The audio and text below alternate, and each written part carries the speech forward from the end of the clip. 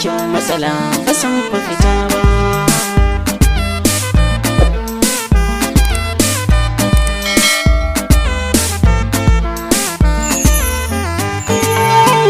Komai ka ji bawa yakan so a yi masa uzuri, dukan wata cuta cikin jiki tana da mafari, amma ba tamkar cutar so masa a ji tsari.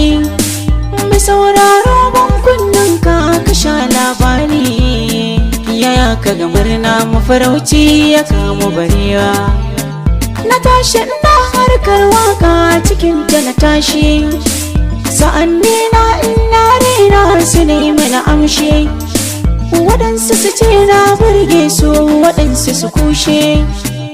Kai haƙuri bisa yin komai a kwana a tashi, sai ka ji ana kai ne wane ana nunawa.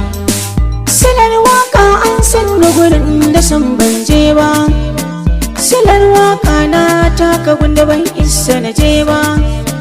Waka ce min ranar da kuɗi ba zai yi min ba, kira na waya na masoya ba a yi min uzuri ba. Wani yayyabo wani ko zagi sai zai kunnuwa, ka samu wata rana a wayata sai ga wata lamba, ana ta kira na sai na daga ba a yi magana ba. Na jan haka ne kuwa sai na kase ba kuma kula ba, shiga wani kiran wata lambar ce ba wancan ba. Na ma na daga amma ban ji an yi ko tare ba, sai na ce tunda ba a magana kar aka rabu gowa.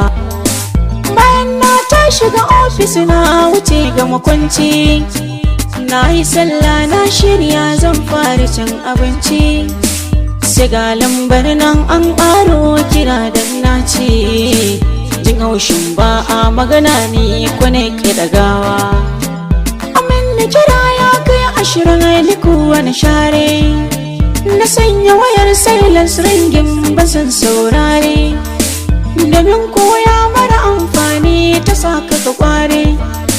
Wani sai ka ga ya fata marai kuda ka jure, ta sai ga text nan an turo su ne dubawa. Zace ne mai ɗaukar royi ya sashi a kwalba, sallama aka yi min mai nauyi ba zan manta ba. Ta ce suna na Fadila ɗan tsaya kai duba, shekara ta 16 ban san ko zan ma girma ba.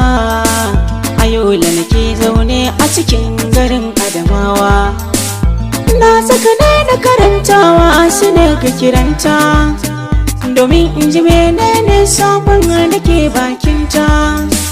Sinati tana kuka komai ta kasa ta furta, musan menene ya saba take kokawa. Na ce baiwar Allah magana zaki ba kuka, na lallashe ta na ce don Allah bari yin kuka. Na ce ta gayan menene ma ya sa ta yi kuka, sai kuwa ta ce labari na akwai rikitarwa. Mai sauraro zan so ka biyo wani bashi kai ma, domin lokacin ba zai kai ba har ma an ma. Biyo ni cikin waka ta gaba na zana gaya ma, lafazin yarinyar nan ya sani na kokawa.